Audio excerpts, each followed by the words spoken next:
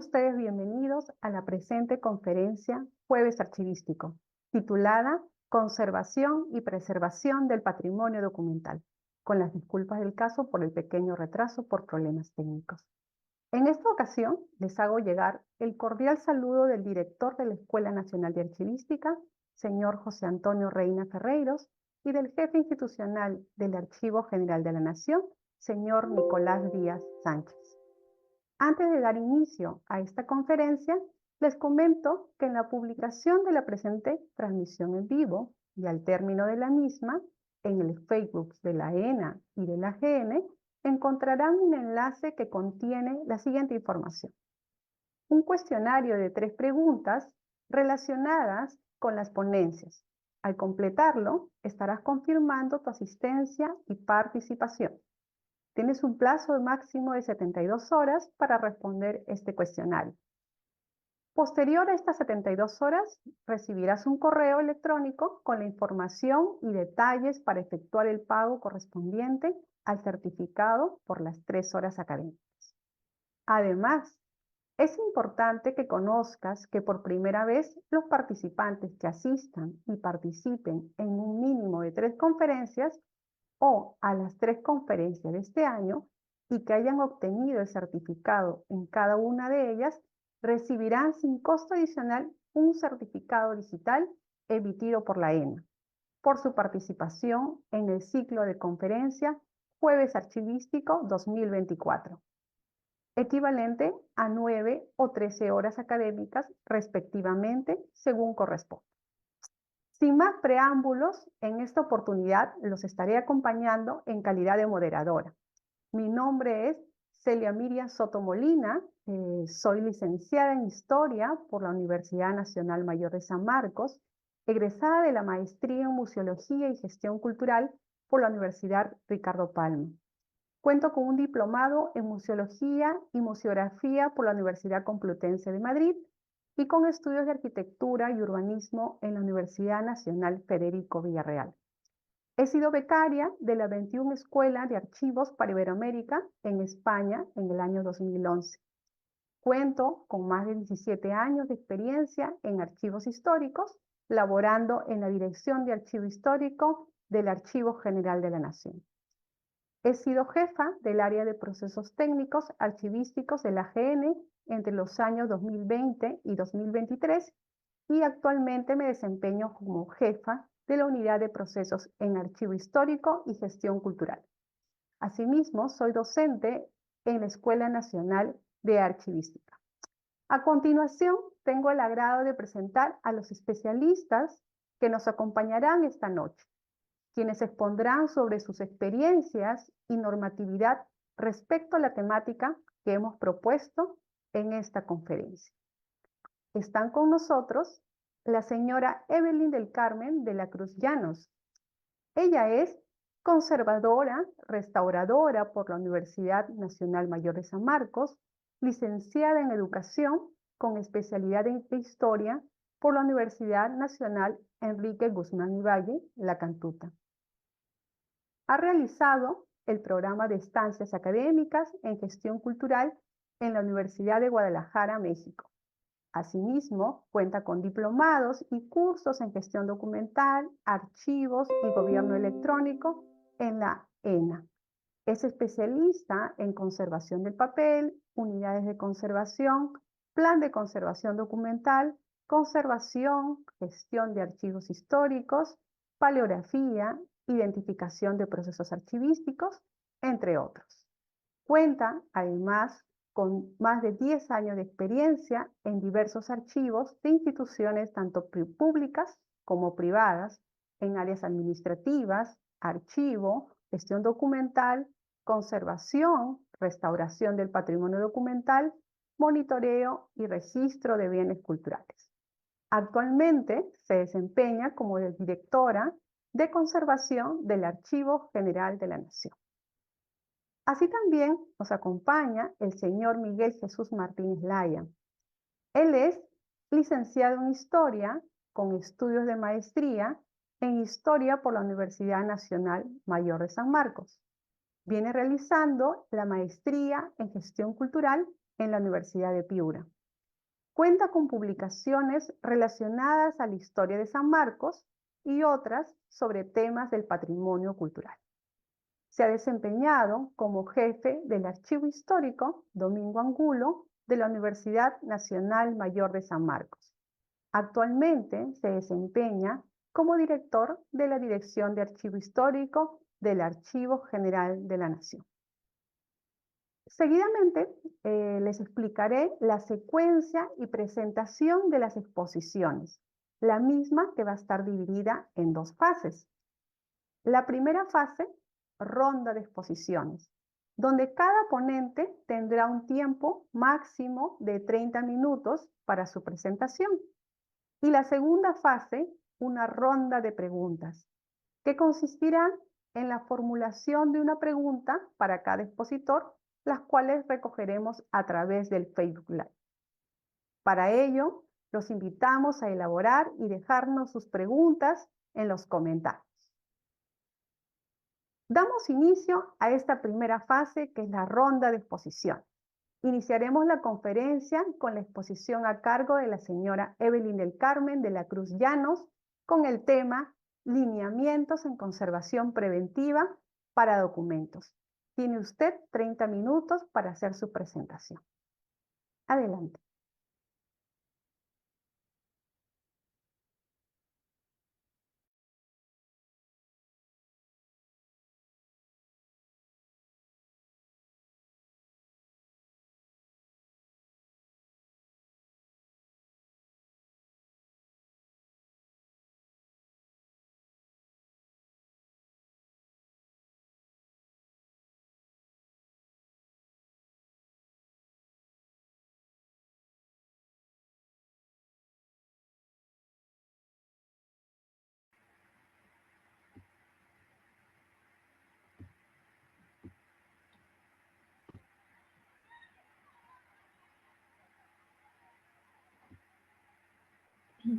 Buenas noches.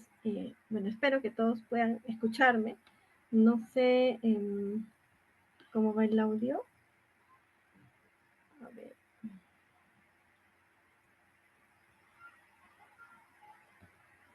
Bien, comencemos. Bueno, gracias, señorita Celia, por la presentación. A continuación, el tema del que voy a hablar es acerca de los lineamientos en conservación preventiva para documentos. Según la guía para conservación preventiva, lo principal o primordial es que hay que saber identificar el soporte con el que trabajamos. O sea, qué cosa es lo que contiene el papel. Muchos archivos sufren de diversos deterioros porque simplemente no se identifica cómo es que actúa el ambiente sobre el documento, o sea, sobre el soporte que contiene nuestra información, que es el papel. El objetivo de esta ponencia es que todos ustedes puedan tener pautas que les permitan trabajar en el archivo de forma adecuada para que estos documentos que ustedes custodian tengan una buena forma de manejarse dentro del archivo, ¿no? O sea, hay que conocer lo que se tiene para saber cuidarlo. Como les mencioné, primero hay que tener los datos del soporte que vamos a conservar. Primero, algo importante es identificar que el papel es un elemento, un material higroscópico. ¿Qué significa esto? Que tiende a absorber humedad. En tiempos de verano, el papel no absorbe mucha humedad. Es por eso que seguramente se habrán dado cuenta que muchos parecen estar resecos. Pero en tiempos de invierno, la humedad es alta. Por lo tanto, el papel tiende a ser a estar menos seco, menos duro y a ocasionarle por este efecto higroscópico, por este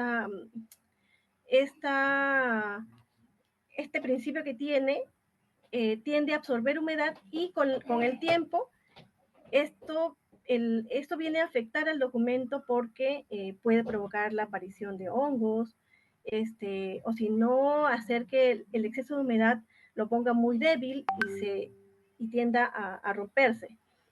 Los valores ambientales de conservación son importantes y hay que saber manejarlos en los archivos. Por ejemplo, para humedad tendría que estar entre 45 y 55 aproximadamente. En nuestro país, sobre todo en Lima, en la ciudad de Lima, es más o menos 5. ¿Por qué? Pues el papel tiende a adecuarse a los espacios donde está, pero no debería y no es recomendable pasarse de estos valores, ¿no? Y respecto a la temperatura, es importante también poder controlarla porque 18 grados es el máximo bajo que puede llegar y 21 es el máximo hacia dónde se dirige. Por ahí en diversos espacios podría llegar a más menos 2, o sea, 23 grados centígrados, pero no debería aumentar más de ello, porque recordemos que a veces puede estar a 23 grados, pero durante el día puede ir aumentando y esto hace que el papel se vaya resecando, o sea, mientras más temperatura hay, menos humedad y así viceversa. Bien, ahora voy a presentar los factores de deterioro. Hay dos tipos, los intrínsecos y los extrínsecos. Los intrínsecos son aquellos que vienen del interior del documento, o sea, del papel mismo.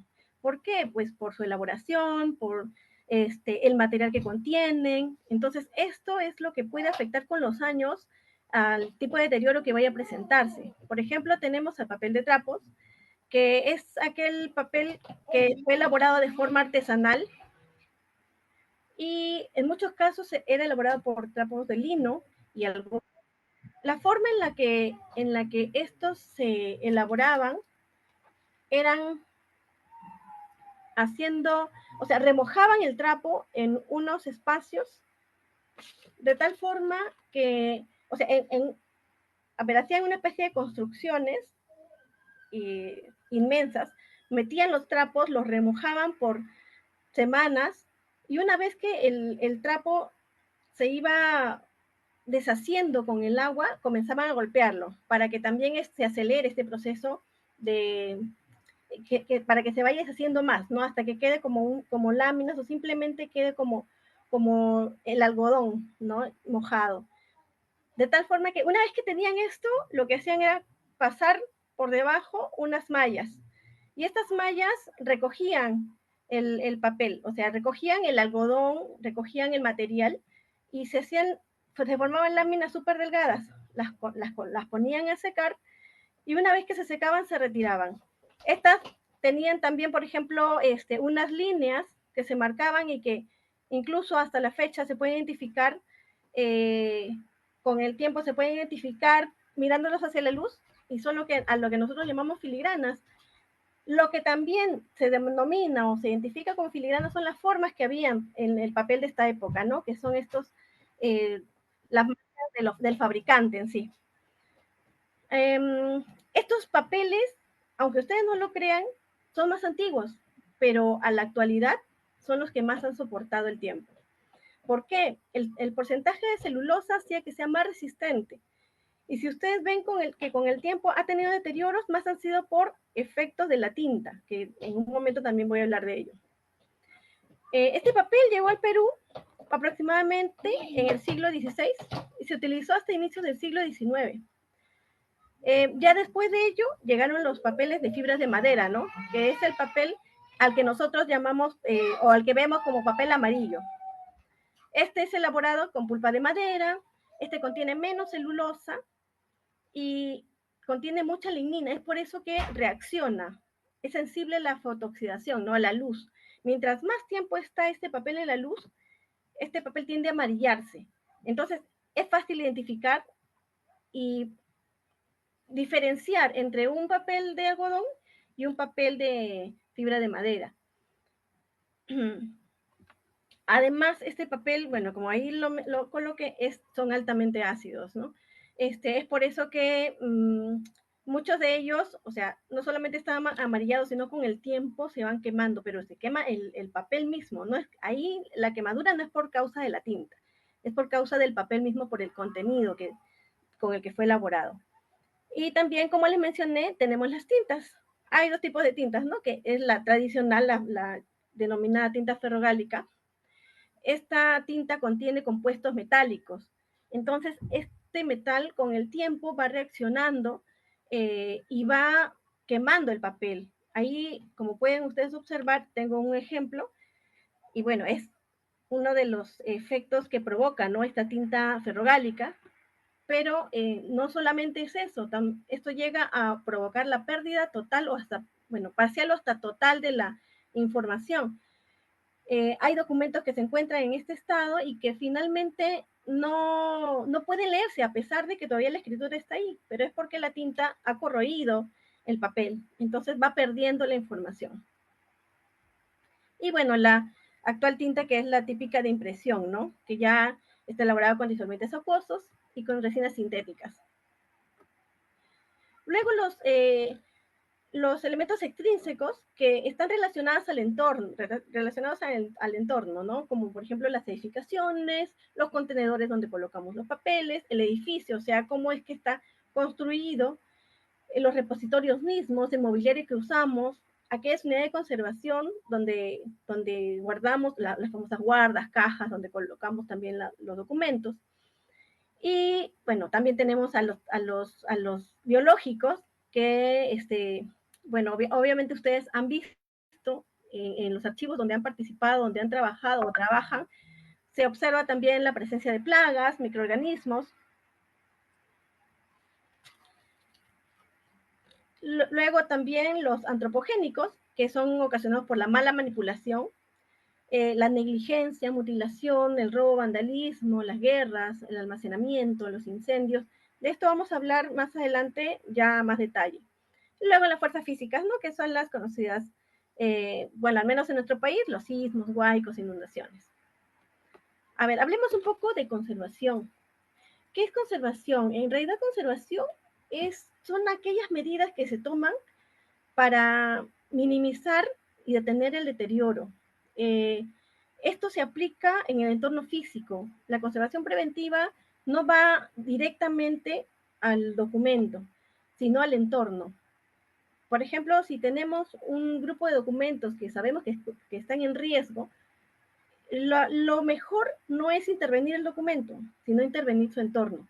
¿Por qué? Porque si ese documento está en riesgo, no es porque el documento necesariamente sea el que lo provoca, sino que su entorno es el que está generando esta problemática. Entonces, es ahí donde se plantean diferentes actividades que nos orientan a poder disminuir estos deterioros o incluso hasta prevenirlos. Hay documentos que están en muy buen estado de conservación. En una semana pueden estar bien, o en un día puede estar bien y el siguiente año de pronto aparecieron deterioros. Pero los deterioros no necesariamente parten del mismo documento, como lo mencioné, sino de su propio entorno. Entonces, ahí es donde hay que actuar. ¿Qué medidas podemos tomar? Por ejemplo, el papel es uno de los elementos o los materiales más delicados que tenemos en conservación. El papel, los textiles, los materiales hechos en plumas, o sea, orgánicos, y los papeles son orgánicos. Entonces, estos se exponen más a los daños físicos, mecánicos, a las alteraciones generadas por el ambiente. Entonces, ¿qué es lo que hay que hacer? Hay que prevenir, detectar cuáles pueden ser las causas o efectos de este deterioro. Podemos encontrar un papel con una pequeña mancha o con el ataque de un insecto, de las larvas, que son las que se alimentan de ello. Pero si lo dejamos ahí, eso va a aumentar. Entonces, lo mejor que hay que hacer es impedir que eso continúe. O incluso si encontramos en un archivo una caja con ataque de xilófagos o de algún tipo de insecto, lo mejor es aislar esa caja, porque una vez que este insecto termina con lo que vio ahí o con lo que encontró en esa caja, va a la siguiente, porque eso es lo que buscan, alimentarse, de eso viven, ¿no? Entonces, lo que hay que hacer es prevenir, porque a veces consideramos que, bueno, se dañó este documento, pero el otro está bien, este no le va a pasar nada porque está bien, pero luego vemos que el deterioro va contaminando al resto de documentos, ¿no? Además, hay que también identificar bien qué deterioros pueden ocasionarse, ¿no? O sea, hay que tener un buen diagnóstico del espacio donde estamos, un buen diagnóstico de qué cosa está atacando nuestros documentos. Luego, a ver, hablemos un poco de las, ya detallando, ¿no? De las edificaciones y los contenedores. Por ejemplo, un edificio donde, bueno, que hace de repositorio, debe contar con diversos puntos importantes, ¿no? Uno de ellos es la señalización. Hay que saber por dónde ir, no, un espacio no señalizado no nos ayuda ni siquiera a ubicarnos. Incluso en un archivo eso nos ayuda a poder tener una ubicación de la documentación que custodiamos. Además de que las instalaciones sanitarias, eléctricas, deben ser siempre bien supervisadas. No necesariamente, o sea, hay archivos que, pues por necesidad han sido armados en un espacio donde al costado hay un baño, pero eso no significa que, bueno, pues está en el baño y pues el riesgo es latente. Y sí, el riesgo es latente, pero con mayor razón hay que actuar sobre eso. ¿De qué forma? Pues hay que supervisar, hay que evitar o prevenir. Apenas se pueda ver algo que pueda ocasionar un evento catastrófico, hay que informarlo inmediatamente para que se solucione antes de que todo ocurra.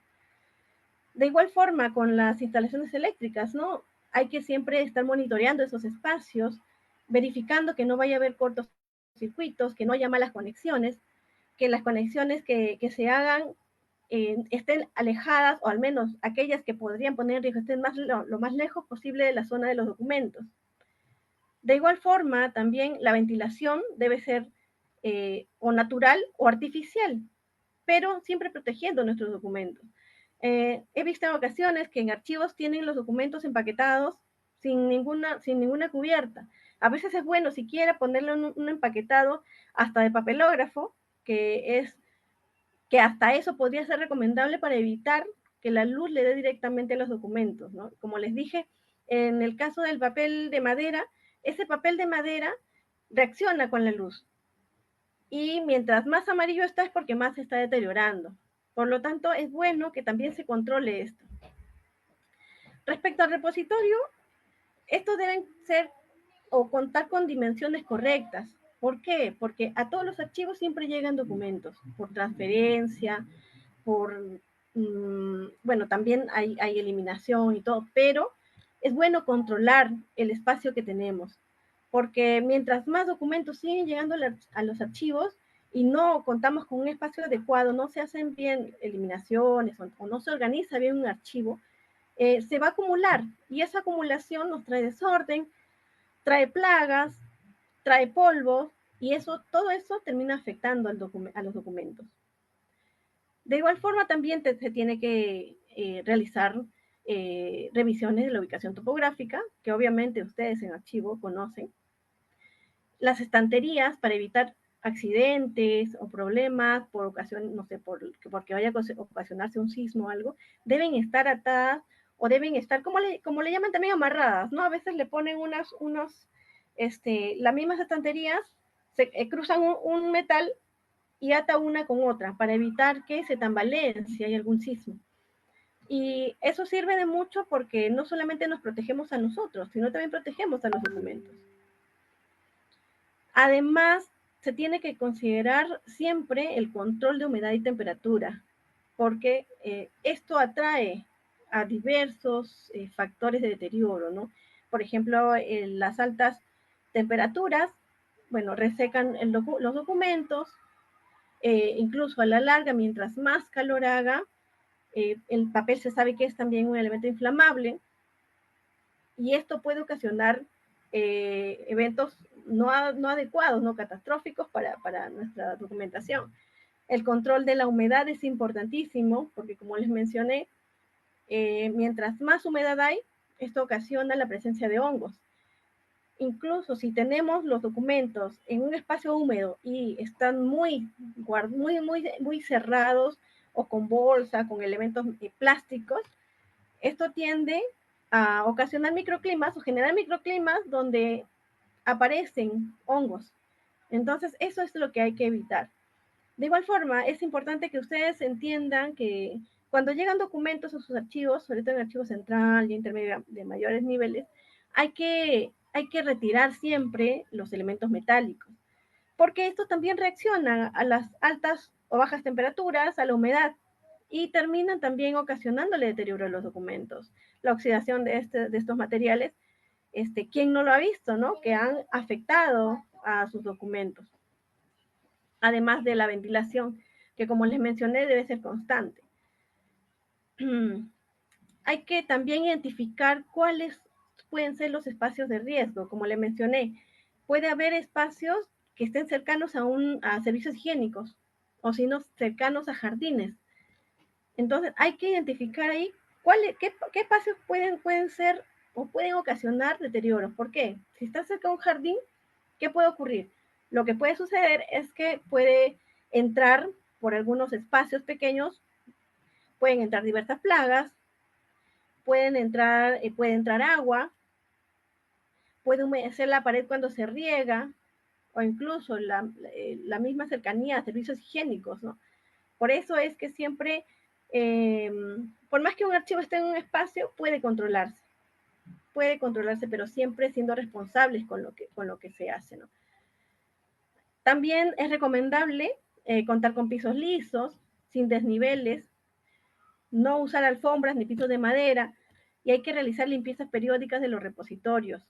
Esto nos permite también identificar riesgos, porque cuando se revisan los repositorios constantemente, eh, puede detectarse hasta si hay una gotera en un espacio que no es visible, pero si alguien está limpiando y mueve una caja y detecta esa humedad, detecta algo, entonces inmediatamente se avisa y se da solución. Es por eso que es importante que haya limpieza periódica. Respecto a las cajas, bueno, estas siempre tienen que ser adecuadas, ¿no? Sobre todo para el soporte que se tiene. O sea, hay que entender cuántas cajas, cuántos documentos podrían entrar en una caja. No debe estar ni muy ajustado ni muy suelto. ¿Qué es lo que puede ocasionar una caja con documentos así muy ajustados? Pues que en el momento en que quieran sacarlos se desgarre algún documento, sin darse cuenta pueden romperlos, maltratarlos más, incluso al guardarlos, y se deterioran los documentos. Pero si tienen una caja con, no sé, en la cual solamente la caja tiene capacidad para 200 folios y colocan 100 folios, eso también puede ocasionar deterioro. ¿Por qué? Porque los documentos o las hojas tienden a doblarse una vez que están adentro, si no están bien colocados o si no tienen un soporte recto que no les permita doblarse, comienzan a doblarse, comienzan a ocasionar otro tipo de deterioros, sobre todo en los bordes, ¿no? Que es lo más común. Además, las cajas también deben pasar por controles, aquellos que nos permiten detectar alguna alteración química. No sé si ustedes en ocasiones han sacado un documento de una caja y dentro de la caja se han dado cuenta que hay pequeños puntitos amarillos, marrones, o si no puntitos negros, que pueden ser manchitas de moho, o si no, los amarillos que les mencionaba que pueden ser foxy. Entonces, todo esto nos ayuda a identificar qué riesgos pueden estar ocasionando o qué deterioros pueden estar ocasionándose, ¿no? Luego, cuando hablamos de paquetes, hay que saber cómo hacerlos y con qué hacerlos. O sea, tenemos documentos que queremos guardar y sabemos que no son documentos de constante actividad, ¿no? O sea, que no los pidan mucho, que no son de servicio constante. Por lo tanto, estos pueden empaquetarse, pero para empaquetarlos también hay que tener mucho cuidado. Hay que saber qué usar. Es cierto que se usa pabilo, pero para empaquetarlos en sí, si no se tienen los medios para poder comprar, eh, no sé, pues una cartulina o un papel libre de ácido, porque obviamente esos materiales son caros, se puede usar papelógrafo blanco, sin líneas, sin nada. Y colocarlo, empaquetándolo de forma adecuada, evitando doblar los bordes, las esquinas, y atarlos con pabilo grueso. Incluso para evitar que el pabilo corte la parte donde se hace por donde pasa, se pueden colocar con la misma cartulina o el mismo papel, se cortan unas tiras y se coloca ahí para evitar que vaya deteriorando esos bordes, porque he visto en ocasiones que eso ha pasado. Luego los sobres y las guardas, que, bueno, por ejemplo, para las fotografías, ¿no? Hay muchos archivos que tienen fotografías. Es bueno que se coloque en esquineros o si no, en una hoja, si no hay medios para ello, una hoja bon en blanco, se hacen cortes, 4 cortes a los lados y por ahí pueden entrar las fotografías. O si no, evitar, o mejor dicho, hay que evitar ahí en esos casos el uso de adhesivos.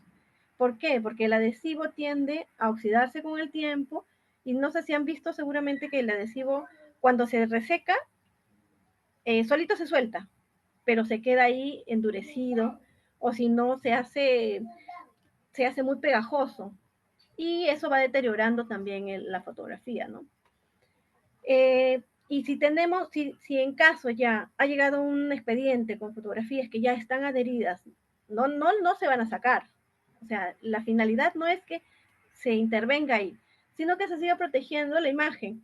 Entonces, lo más recomendable es colocar hojas finas sobre ellas para que no esté rozando con otras fotografías o con otros, con otro papel que pueda rozar mucho o darle o ocasionarle algún deterioro en la superficie. En esos casos se usa, o bueno, se ha estado usando el papel seda. Ahora ya existe también un papel seda libre de ácido, que obviamente, bueno, tiene mayor costo, ¿no? Pero que igual, mientras menos acidez tenga, es mejor. Para los soportes magnéticos, estos deben almacenarse con fundas protectoras y las fotografías sueltas, pues es mejor elaborarles sobre esa medida, ¿no? Si son fotografías pequeñas, hasta con hojas bond puede ser. Si tuvieran mayor economía para poder adquirir algún tipo de papel acid free, entonces no hay problema. Respecto al mobiliario, es importante que también el mobiliario sea elaborado de material no corrosivo. Muchos, y lo más recomendable también, es el uso de estantería de metal. Pero también hay que tener mucho cuidado con la oxidación, con el tipo de pinturas que se le coloca, para evitar que con el tiempo la humedad del espacio se deteriore y ocasione oxidación y afecte al papel. He visto también casos en los que existen estanterías de madera, pero hay que tener mucho cuidado con las estanterías de madera porque tienden a albergar insectos xilófagos. Comen la madera y luego pasan a comer el papel.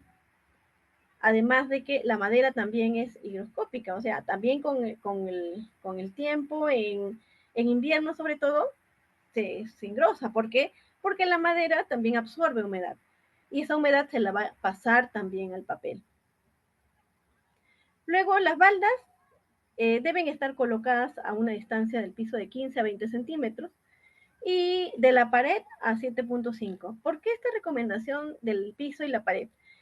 Porque a veces en el piso, ¿qué es lo que puede pasar? Puede haber una inundación, puede haber, no sé, caerse un balde de agua cerca, caérsele a alguien algo, y entonces es mejor que haya una altura prudente para que si por una vez sucede algo se vaya detectando, entonces al menos entre 20 y 15 centímetros nos permite detener algo antes de que vaya a llegar al documento, ¿no? Y de igual forma, los 7.5 centímetros de la pared, porque a veces la pared o el vecino hizo o afuera hay un jardín, y ese jardín obviamente contiene humedad porque pues se riega, tiene plantas, y está al aire libre, entonces toda esa humedad se va absorbiendo por el lado de la pared, desde abajo hacia arriba. ¿Y qué sucede? Esa humedad también pasa al lado donde está el archivo, si es que un archivo está cerca. Entonces es mejor mantener la estantería un tanto alejada de la pared para evitar este tipo de efectos, ¿no? De que vaya a ocasionar la humedad de la pared.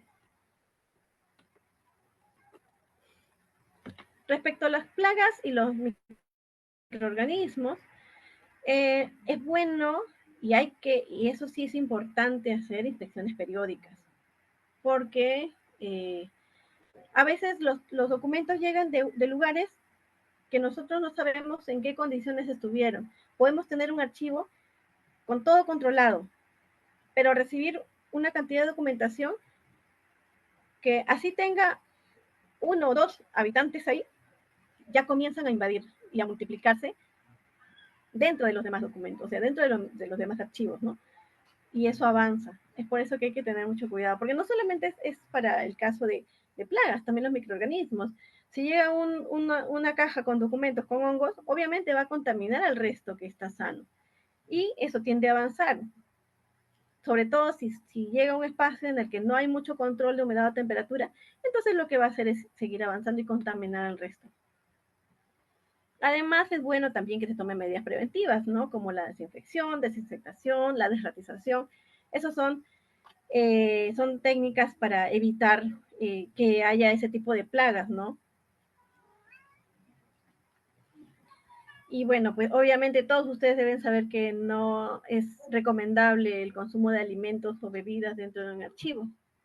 ¿Por qué? Pues porque lo que puede suceder es que alguien coma una fruta y la eche al tacho de ahí, por más que no haya que este tacho no esté cerca a los documentos, puede atraer moscas, que no se sabe dónde salen, pero de pronto aparecen.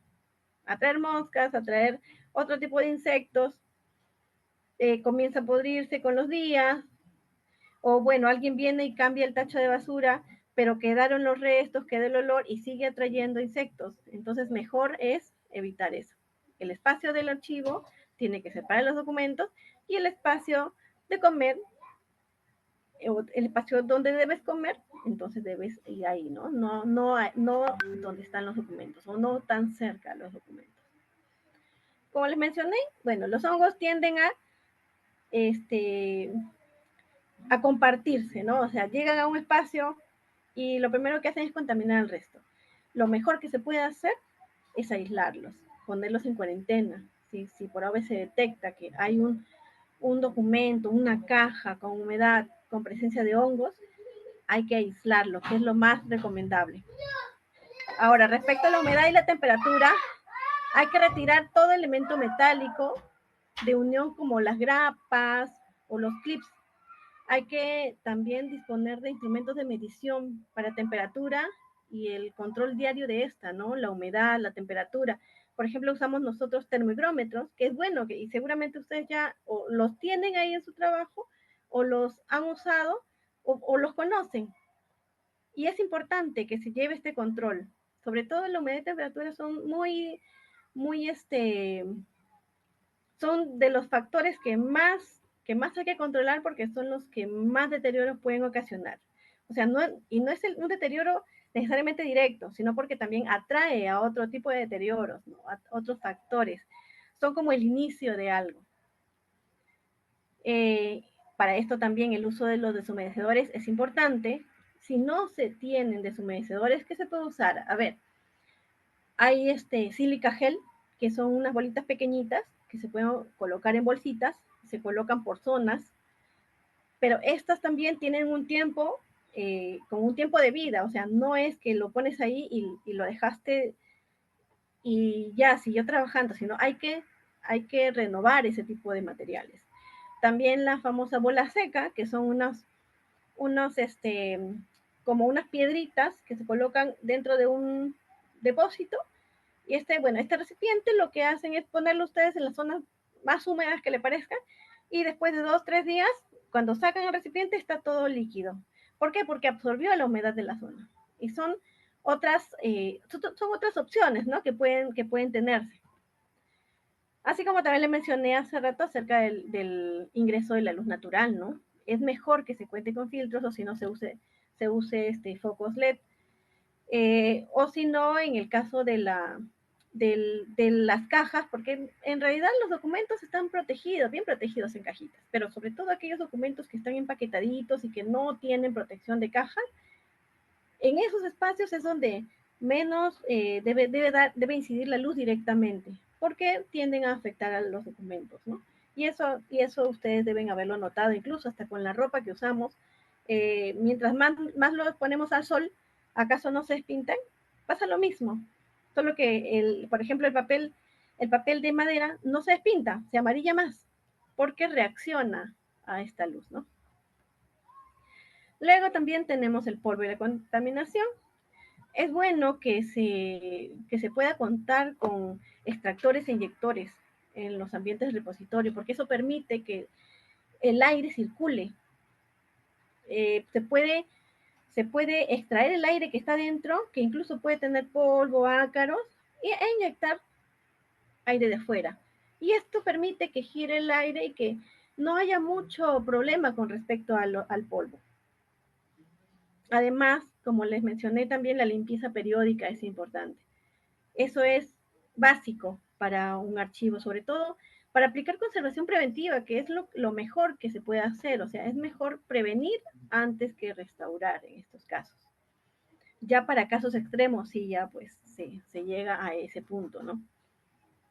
Y bueno, también se puede usar aspiradora, pero para eso hay que tener mucho cuidado. La aspiradora, primero tiene que ser no la aspiradora que usan para el piso, sino aspiradoras de mano. Estas aspiradoras de mano tienen que tener control de control y variación, ¿no? O sea, cómo es que se puede variar esto. Por ejemplo, hay niveles, ¿no? Nivel 1, nivel 2, nivel 3, y aplicar ahí según a qué espacios estás yendo. Por ejemplo, si estás trabajando y limpiando un espacio donde hay puras cajitas, se puede usar la, la aspiradora de mano tranquilamente. Y si se quiere limpiar el interior de las cajas, retirar con mucho cuidado la documentación que está dentro y limpiar adentro. Pero el caso de los documentos, es preferible nunca aplicar aspiradora directamente sobre ellos. Por más que veas que el documento está empolvado, eso tiene que hacerlo una persona que está capacitada técnicamente para ello y que realmente identifica cómo, o sea, en qué estado puede estar este documento. Hay que tener mucho cuidado con lo que querramos hacer o con lo que hagamos en un archivo. No está de más que alguien de repente quiera rescatar algo. Eso no se, la voluntad que se tiene este, no se puede impedir, ¿no? Pero siempre hay que tener cuidado. Es preferible que los especialistas se encarguen de aquello que es más delicado y que realmente ellos que conocen sean los que apliquen las técnicas que conocen. Eh, bueno, y para evitar obviamente el ingreso de polvo y contaminación es importante que pues las puertas y ventanas se mantengan cerradas, ¿no? Además, también existen algunos filtros que pueden colocarse y pues el control de esto nos ayuda a que no ingrese polvo, ¿no? Que también es un factor de deterioro bastante alto y constante en los documentos. Y bueno, el factor antropogénico. Prácticamente el problema somos nosotros en este caso. La mala manipulación, la negligencia, la mutilación. Por ejemplo, si queremos nosotros tomar un documento, hay que saber por qué parte, hasta cuando queremos pasar la hoja de un documento. Sobre todo si son documentos de valor patrimonial, si son documentos extremadamente delicados, si son documentos, por ejemplo, coloniales, no se pueden agarrar como si fuera una revista, no se pueden cambiar las hojas como si fuera un cuaderno cualquiera, sino hay que hacerlo con mucho cuidado, hay que saber manipular, saber por dónde sujetar, incluso si vemos que un documento tiene los bordes muy deteriorados, no podemos agarrarlo del borde deteriorado, sino hay que levantar con cuidado y hay que saber manipular los documentos. De igual forma, también los archiveros tienen que entender, y seguramente lo ven de esa forma, saber qué documentos son aquellos que sí pueden consultarse. O sea, los usuarios a veces quieren documentos y por más que muchos de ellos a veces quieran e insistan con un documento que sabemos nosotros como responsables que está en un estado bastante delicado, pues no se puede prestar. Eso hay que controlar y hacer entender a las personas que debe ser así. ¿Por qué? Porque si un documento que sabes que está en un estado delicado lo prestas, estás generando mayor deterioro sobre él. La manipulación o sea, nosotros al manipularlo, lo que hacemos es seguir generándole mayor deterioro, haciendo que esto aumente. De igual forma, ¿no? No es recomendable el ingreso a las salas de investigación, a las zonas donde se manipulan documentos, el ingreso de lapiceros, mochilas, por la misma seguridad, por la seguridad de nuestros documentos.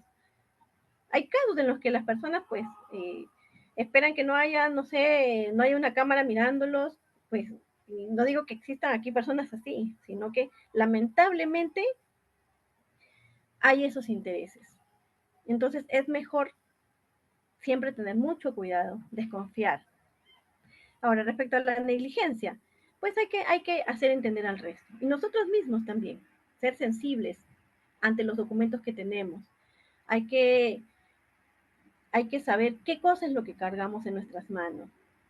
Eh, si ustedes son parte de una entidad, parte de un archivo o incluso trabajan con documentos históricos, con mayor razón hay que sensibilizarnos y sensibilizar al resto, porque lo que tenemos ahí es valioso, porque lo que nosotros custodiamos es importante.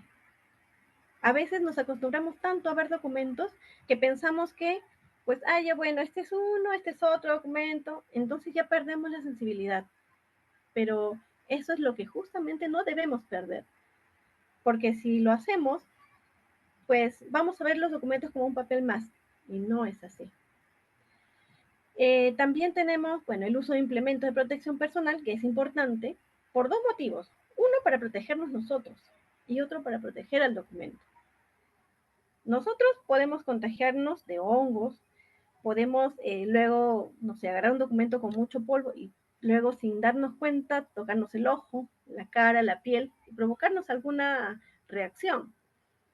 Y de igual forma, nosotros como seres humanos, como personas, podemos tener las manos un poco sudadas o sucias y también manipulamos el documento.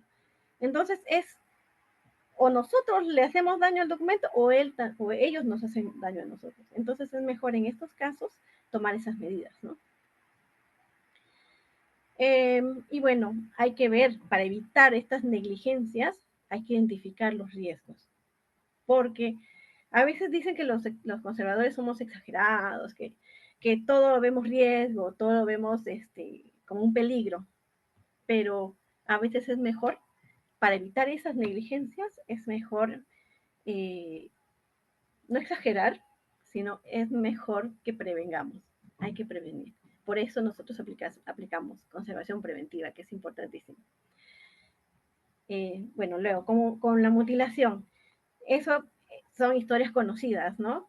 Por ahí aparece en internet la venta de la firma, no sé, pues, o un sello de Miguel Grau, una firma de Miguel Grau, una firma de San Martín, documentos que se hayan desaparecido, perdido, o solamente pedacitos, ¿no? Solamente extractos del documento, pero que tienen un valor. Y eso ocurre porque, pues, a veces hay cámaras en las zonas de investigación, pero también hay puntos ciegos que pueden ser aprovechados por personas que no tienen buenas intenciones.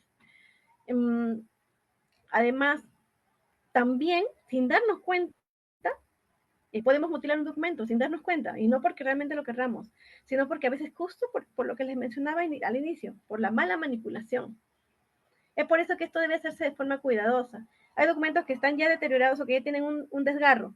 Entonces, si yo sigo manipulándolo mal, toscamente, el documento ese que tiene el desgarro, lo que puedo hacer es terminar de mutilarlo, sin darme cuenta, o sin la intención de hacerlo, pero al cogerlo de la forma, de la parte donde no debo, lo que hago es mutilarlo.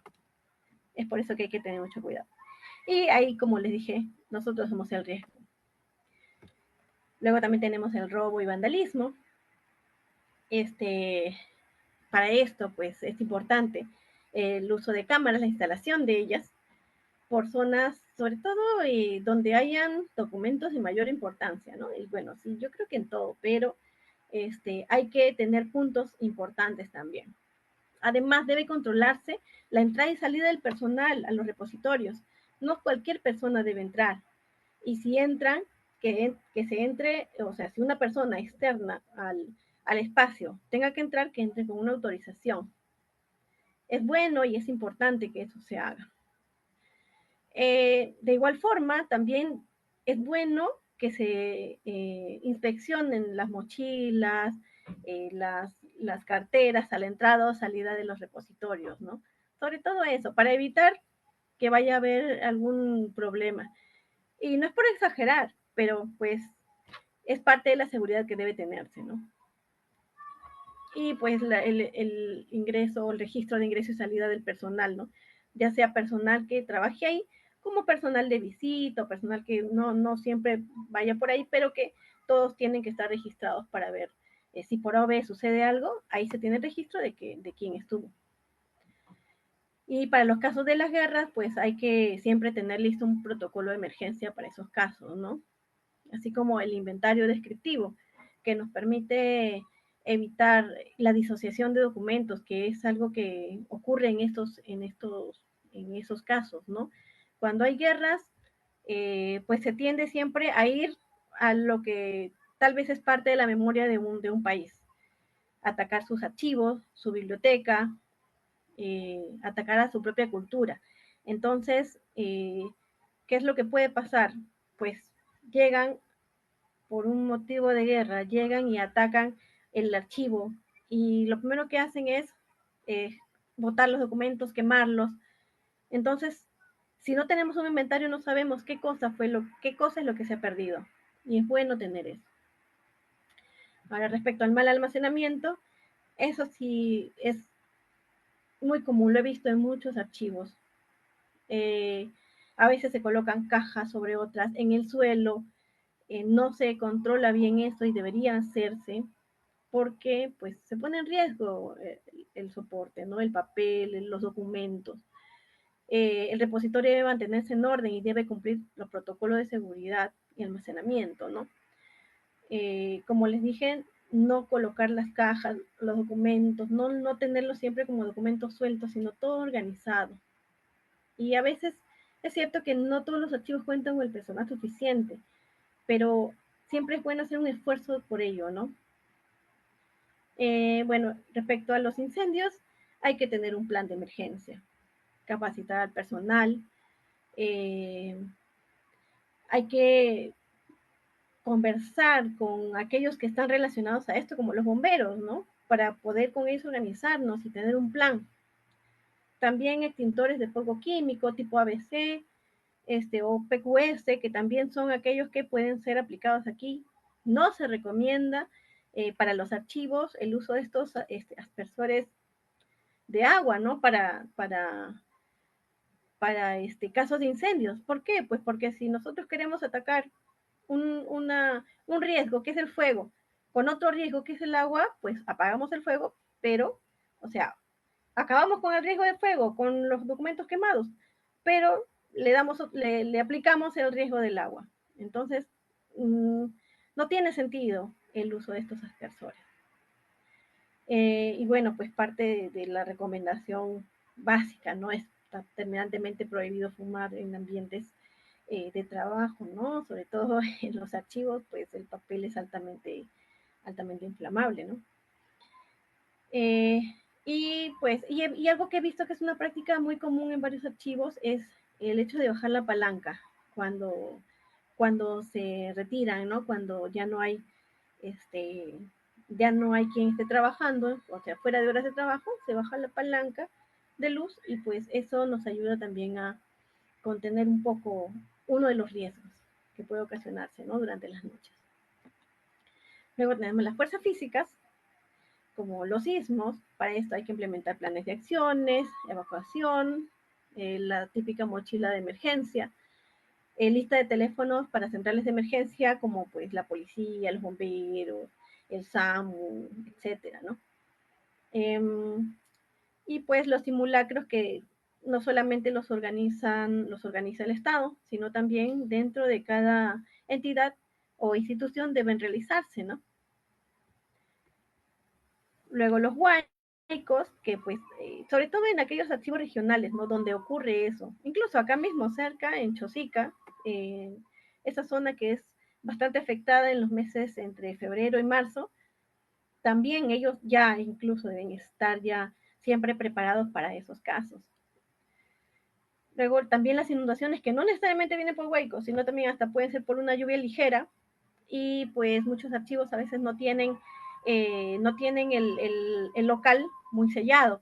Entonces, ¿qué es lo que puede servir en esos casos? El uso de canaletas, que lo que hacen es dirigir el agua a una zona que no afecte al interior del archivo. Y pues también siempre estar alerta de lo que vaya a ocurrir, ¿no? Sobre todo en las zonas donde hay lluvias fuertes siempre, para mantenerse alertas ante cualquier inundación.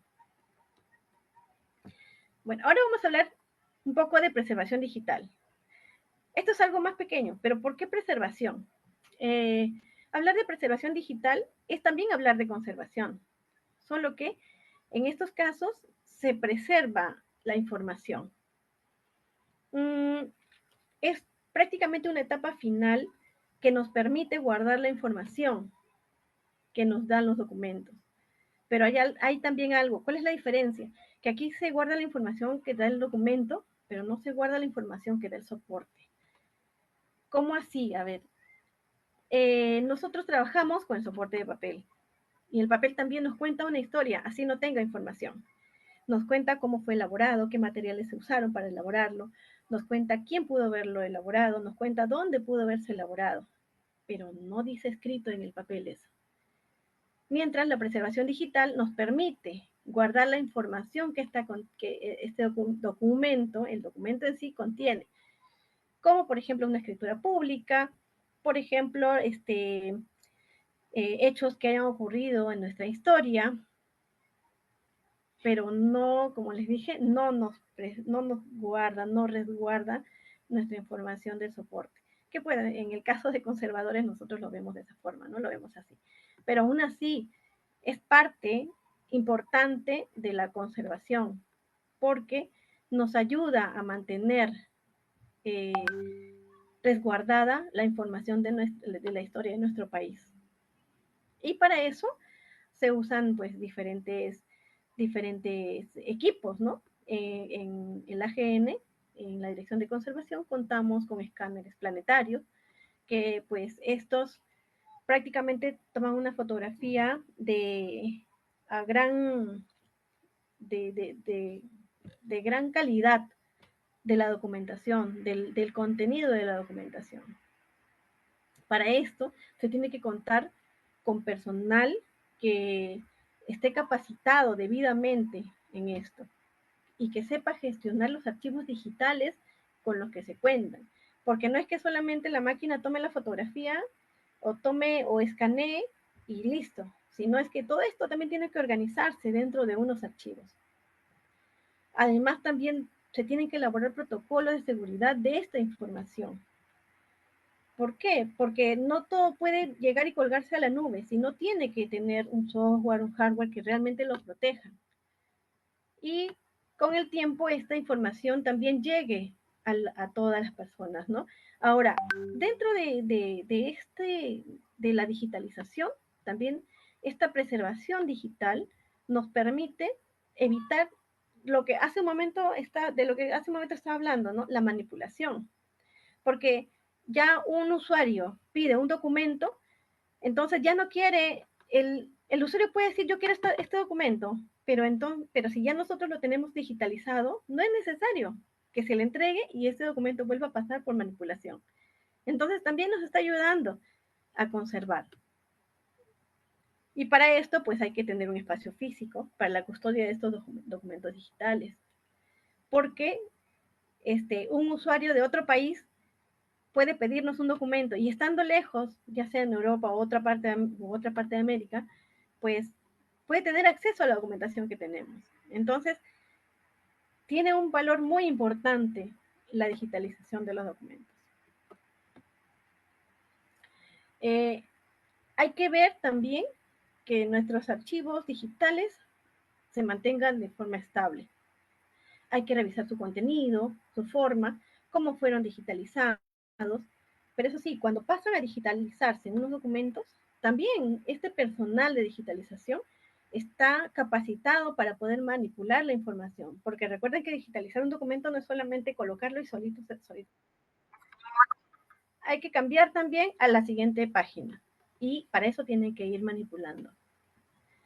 Además, deben identificar el documento digital con los metadatos que ofrezca la información sobre el contenido y su producción. También organizar los documentos digitales de manera lógica y coherente. Por ejemplo, un documento o un expediente es uno solo y se digitaliza de esa forma. No se pueden mezclar las imágenes digitalizadas de un expediente junto con otro. Entonces, todo tiene que llevar un orden. Y bueno, eso sería todo.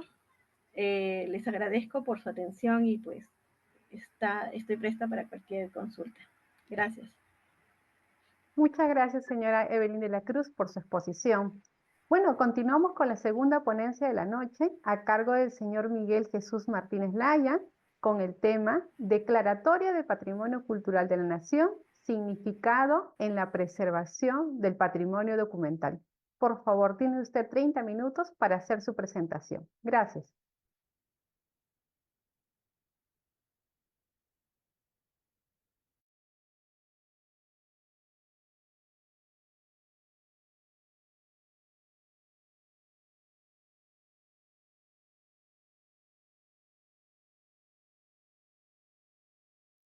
Por favor, el micrófono.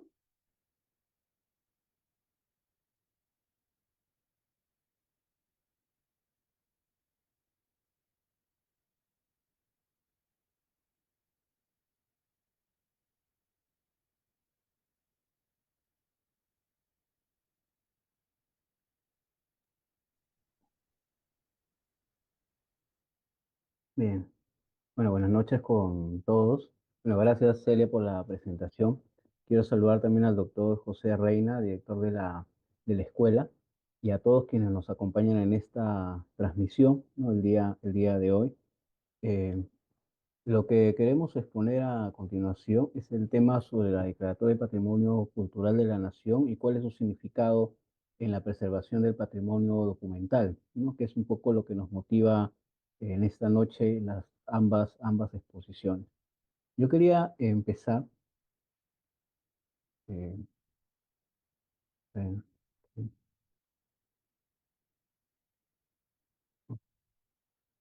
por una definición acercarnos un poco a la definición del archivo histórico. ¿Qué es un archivo histórico? En realidad hay diversas definiciones. Quizás una que he podido escoger es de la Asociación Internacional de Archivos, de ICA, del ICA. Y bueno, y un archivo, ¿no? Que es una fuente de acceso público, una unidad que es responsable de administrar, organizar, escribir, conservar la memoria documental, ¿no? De una institución, de alguna organización, de algún espacio que reúna una documentación, entre otros, ¿no? Y que esté integrado, y este es un concepto también muy general, por documentos de valor permanente, ¿no? De gran importancia, tanto para la memoria de la entidad, ¿no? Para la memoria local quizás, y también para la memoria, ¿por qué no?, nacional. Ahora, hay un marco normativo también que nos puede ayudar a definir, ¿no?, el concepto de archivo histórico, que si bien también hay limitadas referencias en cuanto al tema normativo precisamente sobre los archivos históricos, pero podemos encontrar algunos elementos que han contribuido, han aportado, ¿no?, en asignar ciertas funciones, ciertas características en la formación, en la constitución de los archivos históricos, ¿no? Bueno, una de las leyes es la ley 19414, ¿no? La ley de defensa, conservación, incremento del patrimonio documental de la nación. Y he seleccionado dos artículos que me parecen importantes, ¿no? El artículo 1, donde ya nos menciona algunas ideas que me parece importante remarcar, ¿no? Lo del patrimonio documental, ¿no?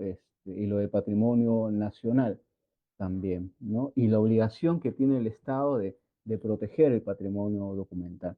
Y el artículo 4, donde se hace mención a esto de los 30 años, que lo vamos a ver después, ¿no? Ya plasmado en algunas normativas.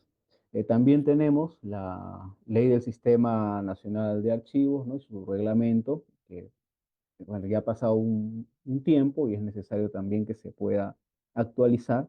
Y ya dentro, como institución, como Archivo General de la Nación, el ROF, ¿no? El Reglamento de Organización y Funciones, ¿no? Que le asigna un nivel de responsabilidades funcionales al AGN, ¿no? Respecto a los documentos de valor permanente en la calidad que tiene el archivo, ¿no? Como ente rector del Sistema Nacional de Archivos, ¿no? Y esta primera disposición es importante, ¿no? Porque de alguna manera también se va a ver reflejado en las funciones que se le asignan al archivo, a la dirección, en este caso de archivo histórico. Entonces, este ROF tiene una, digamos, una importancia, ¿no? Me parece significativa, porque va a ayudar también a que sirva de referencia, de guía, quizás por llamarlo así, orienta, ¿no? La constitución de los archivos históricos en las diversas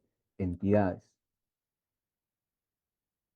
Y bueno, ya que comentábamos de la Dirección de Archivo Histórico, lo que es un órgano de línea del Archivo General de la Nación, ¿no? Ahí podemos encontrar dentro del ROF cuál es su encargo, ¿no? El encargo principal que tiene, que es la identificación, el acopio, la custodia, ¿no? La protección, la organización, la descripción, el servicio, el registro y la promoción de la investigación y difusión del patrimonio documental archivístico. Entonces, un campo bastante amplio, ¿no? Que le permite identificar, también definir mucho mejor sus funciones que están a continuación, ¿no? Y que son funciones que también son, digamos, orientadoras, ¿no? Hacia la formación de otros archivos históricos en las entidades, ¿no? Bueno, este ROF lo podemos encontrar también al detalle, ¿no? En la página del Archivo General de la Nación, ¿no? Y esto es importante, ¿no? Esta norma del año 2023, que es la norma para la administración de archivos en la entidad pública, ¿no? Que salió mediante una resolución jefatural de ese año, y ahí están sus objetivos. Y aquí es lo que intenta, bueno, lo que busca, mejor dicho, es dar los lineamientos, ¿no? Para cómo se deben de administrar los archivos, ¿no? En el marco del funcionamiento y el desarrollo del sistema institucional de archivos, ¿no? Que finalmente es el sistema funcional que debería, y en algunos casos tienen algunas entidades públicas, ¿no? Que se encargan de planificar, de organizar, de dirigir, ¿no? También de monitorear la implementación, la adecuación, ¿no? Y el cumplimiento de las normas archivísticas y de la gestión documental, ¿no? Ahora, los archivos, ¿no? Del sistema que componen el sistema institucional de archivos están integrados, ¿no? Por los archivos de gestión y el archivo central, y eso es casi un estándar para muchas de las instituciones, entidades, también por los archivos periféricos, ¿no? Que son ya algo más especializados, ¿no? Más técnicos, por así decirlo. En algunos casos hay archivos desconcentrados, ¿no? Y los archivos históricos de corresponder. Es decir, hay algunas entidades que quizás por su nivel de complejidad, ¿no? Organizacional, porque custodian documentos de valor histórico permanente, entonces tienen la necesidad de constituir sus archivos históricos, ¿no? Pero estos archivos históricos son parte, o deberían de ser parte del sistema institucional de archivos, ¿no? Y esto también lo remarca esta norma, ¿no? En sus disposiciones generales. Ahora, el archivo histórico, ya en general, ¿no? Depende funcionalmente y orgánicamente del órgano de administración de archivos, ¿no? De la entidad, ¿no? De las entidades, que viene a ser por lo general siempre el archivo central. Ahora, ¿cómo se sustenta la formación de un archivo histórico? Bueno, en primer lugar, la entidad que custodia esta documentación identifica, ¿no? De los documentos, dentro de los fondos que reúne, cuáles son aquellos documentos archivísticos, ¿no? Que reúnen ciertas condiciones de valor permanente, ¿no? Que tienen estos más de 30 años, ¿no? Y aquí volvemos al inicio que les comentaba de la 19414, ¿no? Y que han cumplido este periodo de retención, pero que además identifican el valor, la trascendencia histórica, ¿no? Intelectual, social, y la necesidad que tienen estos documentos por conservarse y por preservarlos en el tiempo.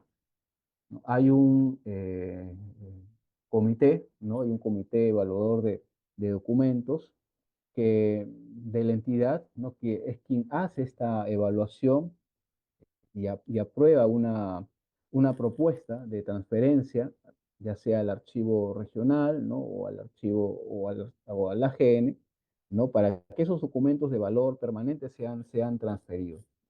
Entonces, esta entidad, ¿no?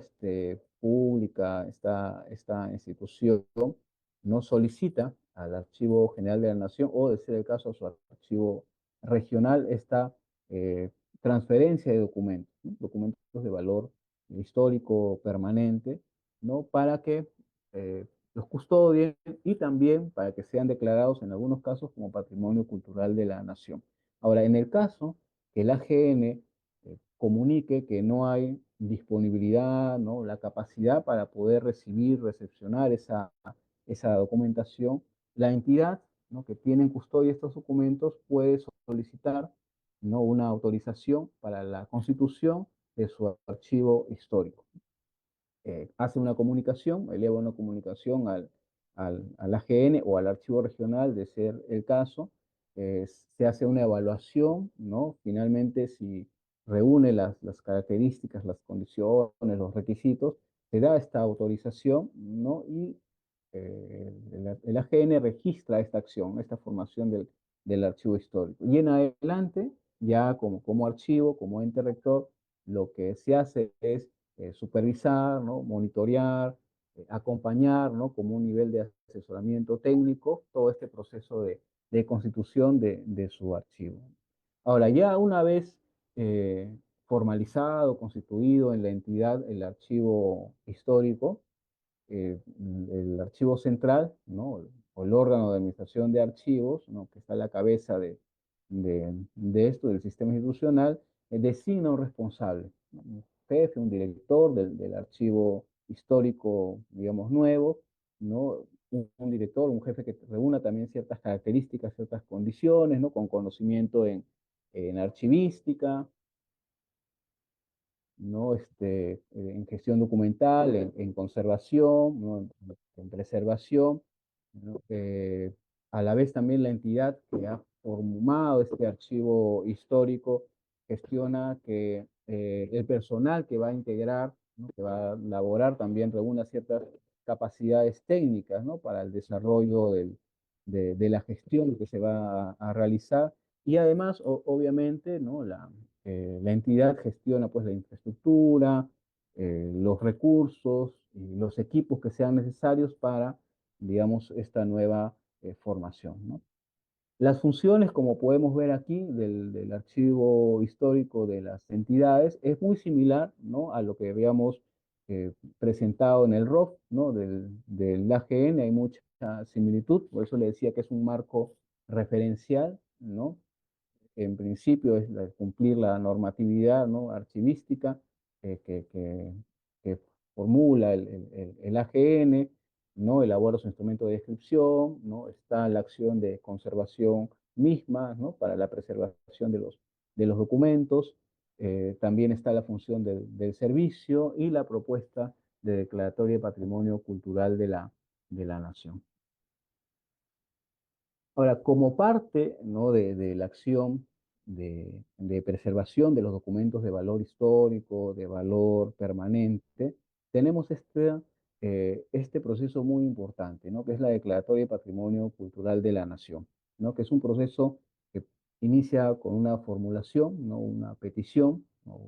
Un trámite, ¿no? De los expedientes que se piensan proponer, ¿no? Para efectos de declaratoria por parte del Ministerio de Cultura. Y bueno, el archivo lo que hace es otorgar unos códigos que registran, ¿no? Finalmente el ingreso de estos documentos. Y esto es importante porque la declaratoria de patrimonio, además de ayudar y contribuir a la identificación, ¿no? de los documentos, ¿no? También ayudan, contribuyen a la recuperación, ¿no? de los documentos, y también a la prevención, contra una de las prácticas, por ejemplo, que se suele dar, que es el tráfico ilegal del patrimonio cultural, ¿no? Entonces, La declaratoria de patrimonio, digamos, es un aspecto muy importante en el tema de la preservación del patrimonio documental, ¿no?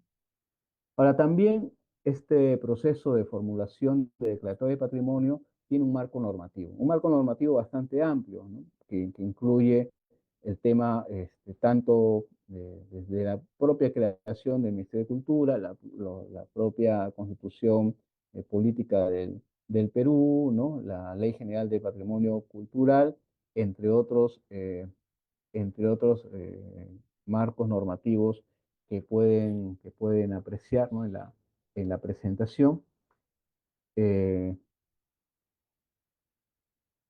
y lo que nos interesa también plantear son cuáles son las características de los documentos que van a ser o son objeto de declaratoria de patrimonio cultural de la nación. Bueno, en principio son documentos que han sido producidos, que han sido generados por la institución, por la entidad que los custodia, brindan un testimonio importante, ¿no? Auténtico, verdadero, original para su historia institucional, local, ¿no? De la entidad, quizás también para la historia del país finalmente, ¿no? De sus integrantes, de quienes la componen. Son una fuente importante para la memoria local, la memoria del país, ¿no? Y contribuyen a la identidad nacional. Entonces, esta es una característica importante, ¿no? Para los documentos que están custodiados en entidades públicas, ¿no? Pero también hay documentos de naturaleza, digamos, o que están custodiados por entidades o instituciones privadas, ¿no? Y ahí hay dos cuestiones que hay que, digamos, considerar. En principio, su antigüedad, ¿no? ¿Cuáles los años que han estado custodiados en algún espacio determinado de algún privado? Y también su valor, ¿no? ¿Cuál ha sido su trascendencia? ¿Cuál es la trascendencia de este documento, conjunto documental para la historia del país, ¿no? Y además de ello, otros elementos que se toman en cuenta en el proceso de declaratoria de patrimonio cultural de la nación, y que es importante reconocer, identificar en estos documentos, son los valores, ¿no? Estos valores, valor científico, intelectual que tenga la documentación, ¿no? Y que se van a sustentar por datos, información científica, ¿no? Que el documento pueda proporcionar, ¿no? Que es un potencial también para, como fuente de investigación, ¿no? Independientemente del soporte que el documento pueda tener, hay que identificar también en los documentos cuál es el valor histórico que tienen, ¿no? Es decir, si el documento sustenta un hecho trascendente, ¿no? Para la historia nacional, quizás algún periodo histórico significativo, de algún personaje, abarcó algún contexto importante para la historia del país, ¿no? O local o regional, y hay que considerar en este valor también el origen del documento, cuál ha sido su procedencia, identificar cuál ha sido o la autenticidad del documento, ¿no? El grado también de legalidad que el documento tenga y cuál ha sido el contexto, ¿no? El contexto donde se ha formado, ¿no? También independientemente digamos, del soporte que tenga, ¿no?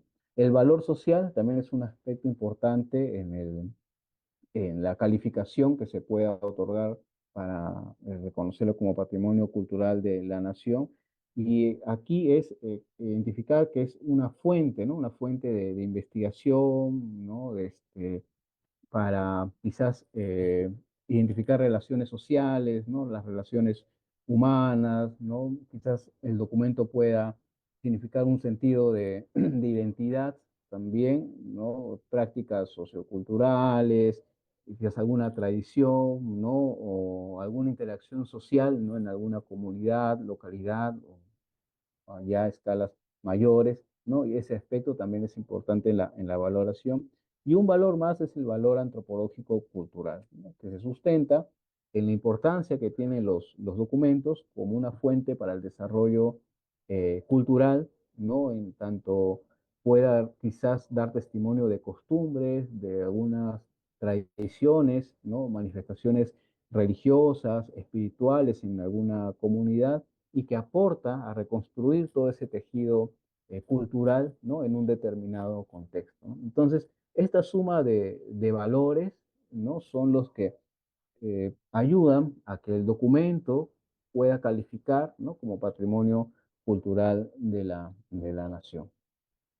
Ahora, ¿cuál es el procedimiento? No es un procedimiento complejo, ¿no? Pero sí hay que seguir, digamos, diversas pautas que ayuden finalmente a este objeto de declaratoria de patrimonio cultural, ¿no? Bueno, en primer lugar, ¿no? Inicia esto cuando la entidad eh, pública, ¿no? La institución toma interés en que el documento que custodia cree que puede calificar como patrimonio cultural de la nación. Entonces, lo que hace es formular ya formalmente una comunicación al Archivo General de la Nación mediante un oficio, quizás una carta, ¿no? Señalando que existen estos documentos que ellos consideran que tienen cierto valor, ¿no? Bueno, nosotros la recepcionamos esta comunicación. La unidad que está a cargo, que es la Unidad de Registro y Defensa del Patrimonio Documental, que forma parte de la Dirección de Archivo Histórico, realiza una verificación, una constatación de la existencia y la procedencia de los documentos archivísticos, ¿no? Que pueden ser objeto de declaratoria, ¿no? Para determinar su autenticidad, ¿no? Y esta es una práctica que la unidad siempre la hace, más allá de las imágenes, de las fotos que podamos reunir, siempre se va al lugar, ¿no? A constatar en físico, digamos, la originalidad, ¿no? La autenticidad del documento. Digamos, porque después, eh, una vez, bueno, pueden haber ingratas experiencias, ¿no?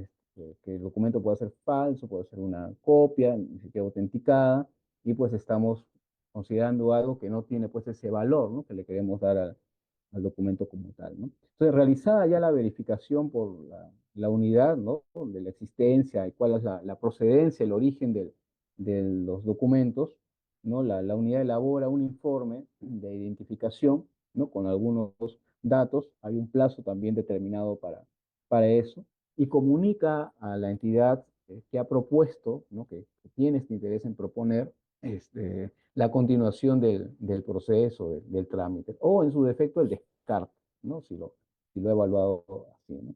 Entonces, hay un plazo también, ¿no? De 30 días de haberse efectuado esta visita de verificación. eh, Se hace la documentación pertinente, ¿no? Que consiste en lo siguiente, ¿no? Se elabora un informe técnico, que lo vamos a mostrar más adelante.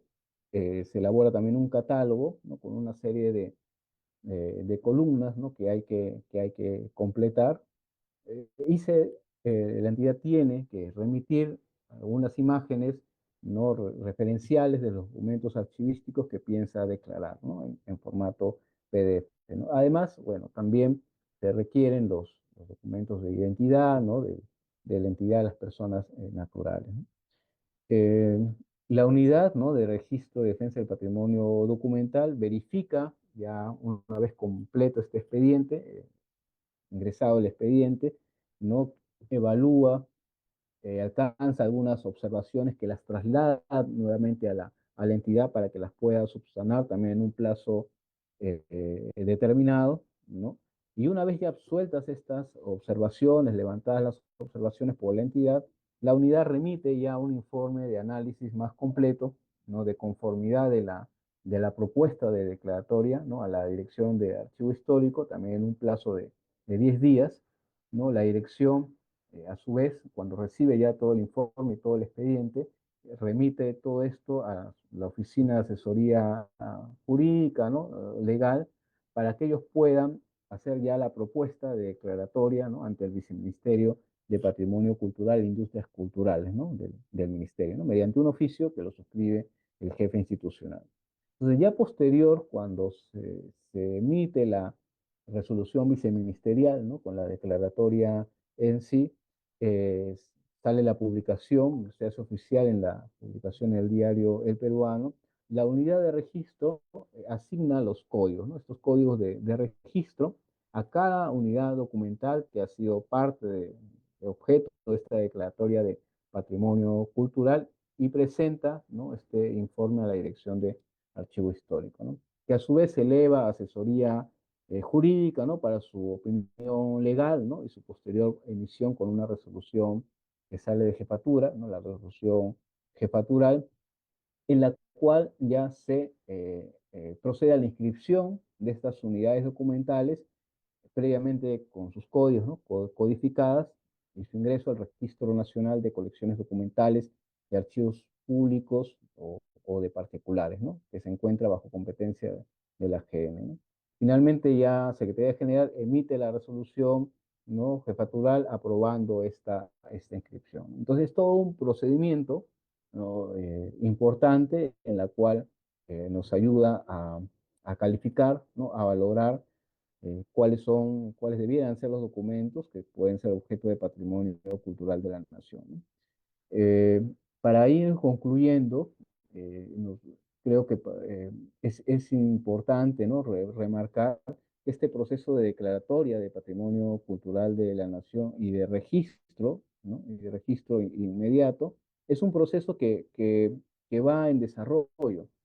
Eh, es cierto, ¿no?, que todavía falta mucho por sensibilizar a las instituciones, a las entidades, ¿no?, a quienes custodian estos documentos de valor histórico, de valor permanente, ¿no?, por su trascendencia, para que puedan proponer a obtener este reconocimiento, ¿no? Pero más que un reconocimiento, quizás y más que una distinción a la institución, a la entidad que declara sus documentos como patrimonio cultural de la nación, nos interesa también resaltar que es una alternativa para la valoración del patrimonio documental y también para su preservación, ¿no?, que es finalmente lo que nosotros nos proponemos como objetivo.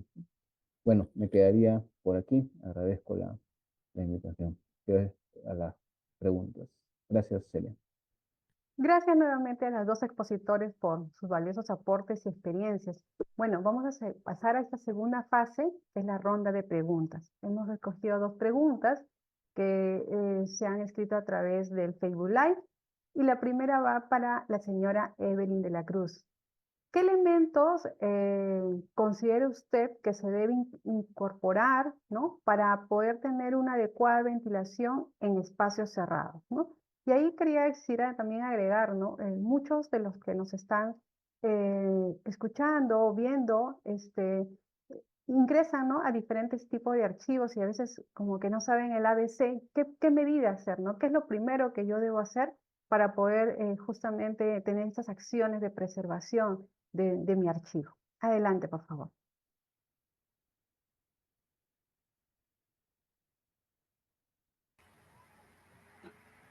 Bien. Em, bueno, cuando hablamos de elementos o de qué medidas podemos tomar para cuando detectamos algo que falta en un archivo, en este caso, para lo que es mejorar la ventilación, primero hay que identificar el espacio en sí, ¿no?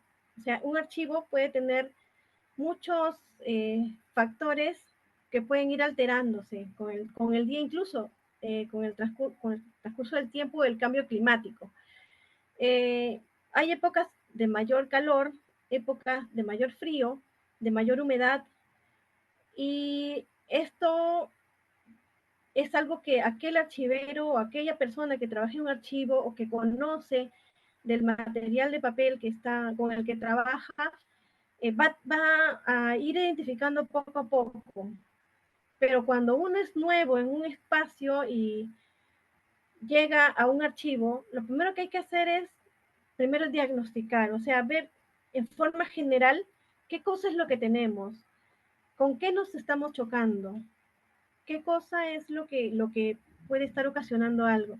En una ocasión tuve la oportunidad de brindar una charla a una entidad en la cual ellos me decían que tenían presencia de una pequeña plaga de insectos, y pues ellos querían acabar con esta plaga, pero Entonces me preguntaron qué debo hacer con ellos, ¿no? Con los insectos. Pero en realidad no es tanto qué debes hacer con el insecto, o sea, qué debes hacer con lo que encuentras, sino qué cosa hay que hacer con el entorno. ¿Por qué estos pequeños seres están en este espacio? ¿Por qué es que aparecen? ¿Qué los atrae? Entonces ahí es donde hay que ver cómo actuar en el entorno. ¿Y qué es lo que en ese caso estaba ocurriendo? Pues que la estantería con la que ellos contaban era una estantería de madera. Y por más que ahí se actúe, van a seguir apareciendo. ¿Por qué? Porque esto genera este factor, ¿no? La aparición de este tipo de insectos. Ahora, cuando queremos manejar la ventilación en un espacio, hay que identificar también qué otra cosa puede traer, porque a veces tratamos de dar solución a algo, pero atraemos otro problema. Si tenemos un archivo que cuando cierras la puerta o cuando cierras las ventanas empieza a sentirse mayor el calor o que se acumula, pues la finalidad ahí no es necesariamente mantenerlos cerrados, sino tal vez colocar filtros en las ventanas.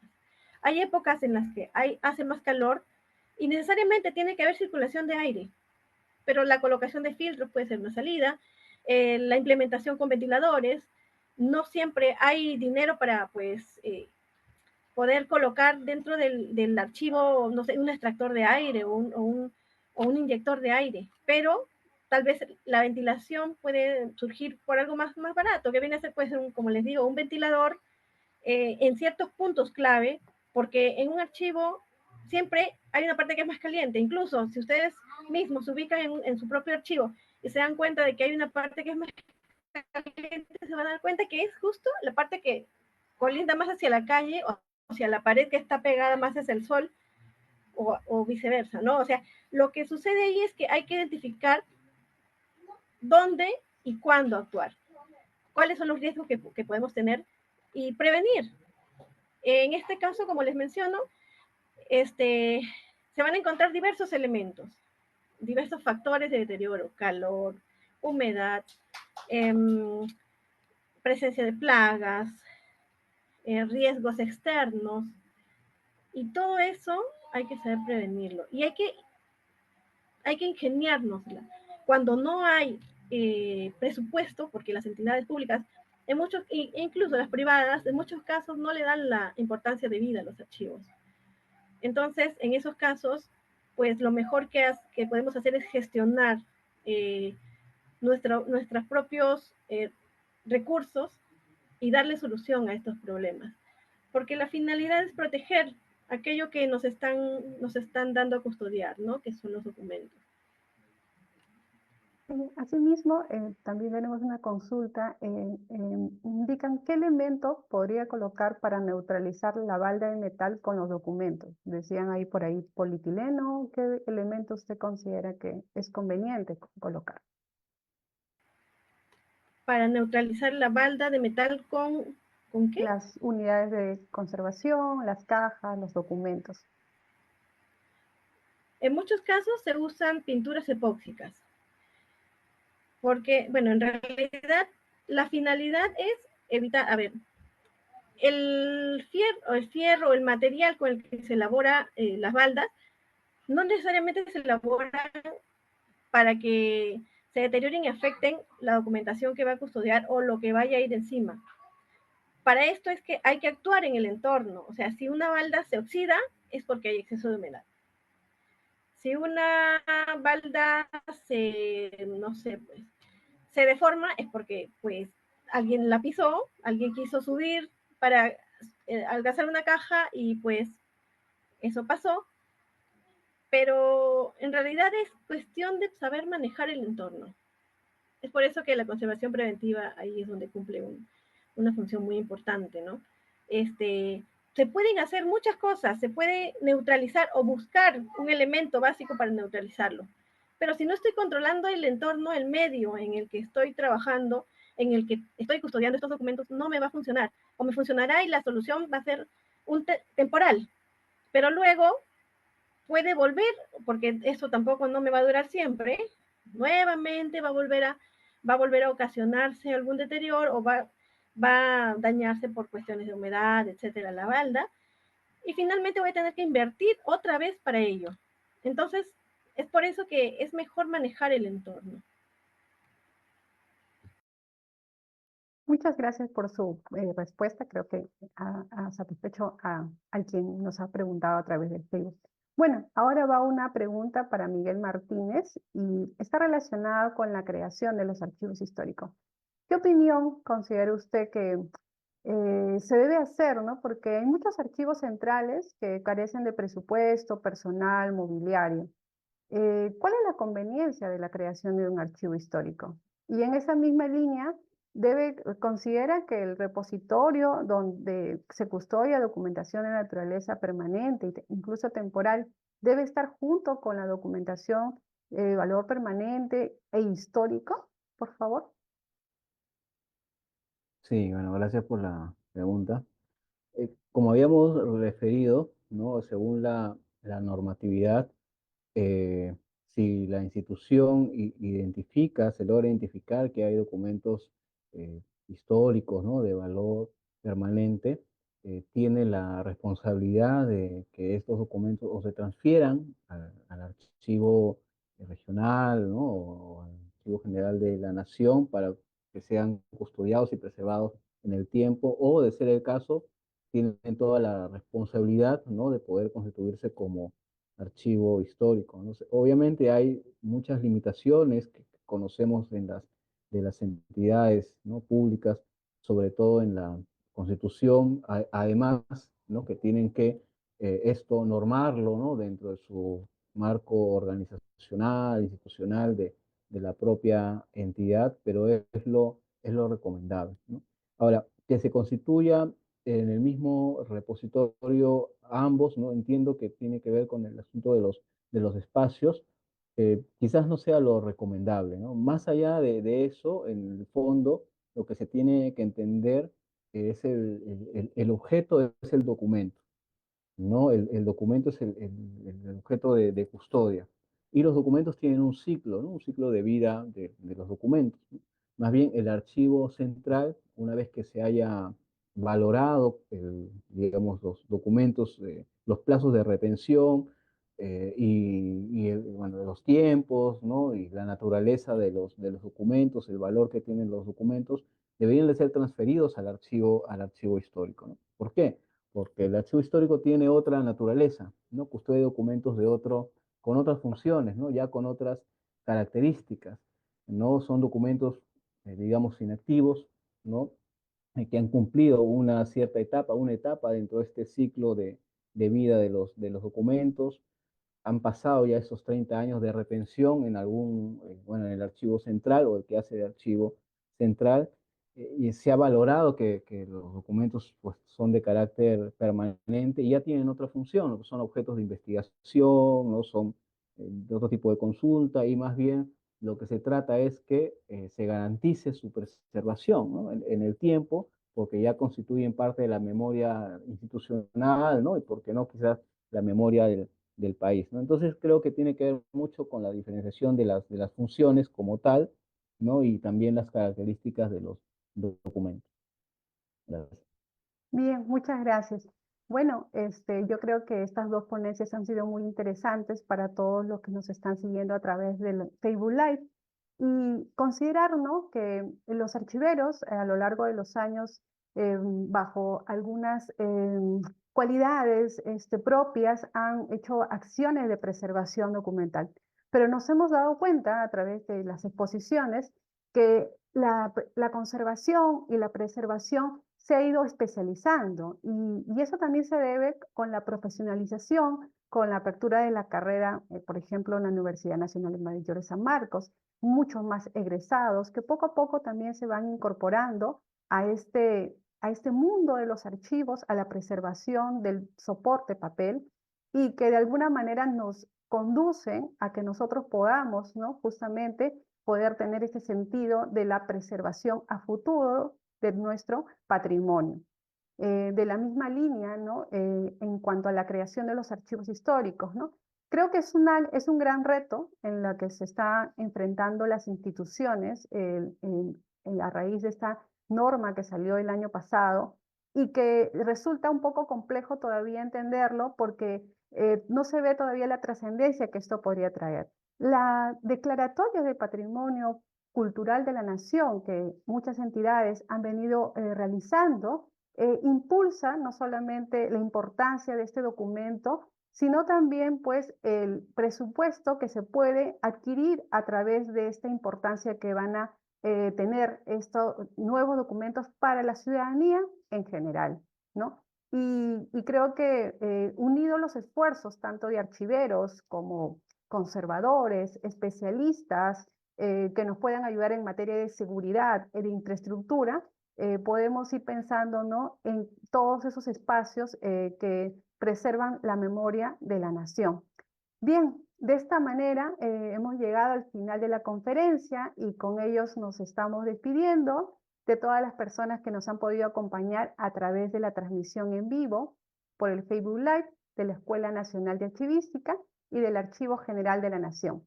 Asimismo, quiero agradecer a los expositores que nos han brindado conocimientos y experiencias en el tema de hoy y también nos han dado mucho que pensar para poder reflexionar. La Escuela Nacional de Archivística del Archivo General de la Nación les agradece su participación. Por favor, no se olviden de completar el cuestionario de evaluación de 3 preguntas que ya se encuentra fijado en los comentarios del chat en vivo. Y recuerden que para ello dispone de un plazo de 72 horas para completar. Luego de esas 72 horas, recibirán un correo con los detalles e información para realizar el pago por derecho a certificado, si así lo requieren. Los invitamos y les recordamos que nuestra última conferencia del presente año se llevará a cabo el jueves 12 de diciembre a partir de las 19 horas. Los esperamos. Muchas gracias y buenas noches.